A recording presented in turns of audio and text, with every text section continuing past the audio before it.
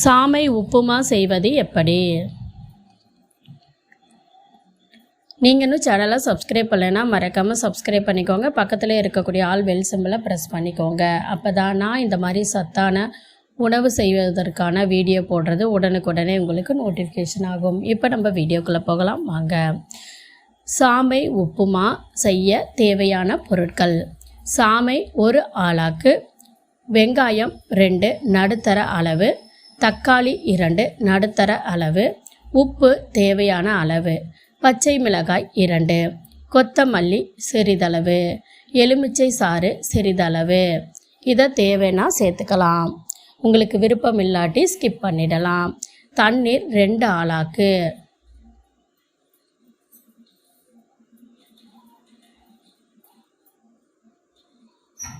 தாளிக்கிறதுக்கு நெய் இல்லைன்னா நல்லெண்ணெய், கடுகு 1 தேக்கரண்டி, உளுந்தம்பருப்பு 1 தேக்கரண்டி, சிவப்பு மிளகாய் 2, கருவேப்பிலை கொஞ்சமாக.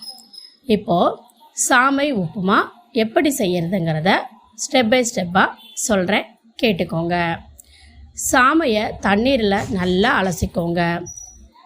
வெறும் வாணலியில் சுத்தம் செஞ்ச சாமையை, அந்த சாமை இருக்குது பார்த்தீங்களா, அதை வாசனை வரும் வரை வறுத்துக்குங்க. அந்த வறுத்த சாமையை வேறொரு பாத்திரத்தில் மாற்றி அதில் தண்ணீர் ஊற்றி சுமார் ஒரு 20 நிமிஷம் ஊற வச்சுருங்க. 20 நிமிஷம் ஊறினதுக்கப்புறம் வாணலியில் எண்ணெய் ஊற்றி தாளிக்கிறதுக்கு சொன்ன பொருட்கள்லாம் போடணும். என்னென்னா கடுகு, உளுந்தம்பருப்பு, சிவப்பு மிளகாய், கருவேப்பிலை இதெல்லாம் போட்டு தாளிச்சிடுங்க. நறுக்கிய வெங்காயத்தை இதில் போட்டு நல்லா வதக்குங்க. வெங்காயம் நல்லா வதங்கினதுக்கப்புறம் தக்காளியை சேர்த்துக்கோங்க. தக்காளி வதங்கினதுக்கப்புறம் மஞ்சத்தூள், தேவையான அளவு உப்பு, தண்ணீர் சேர்த்து கொதிக்க விடுங்க. தண்ணீர்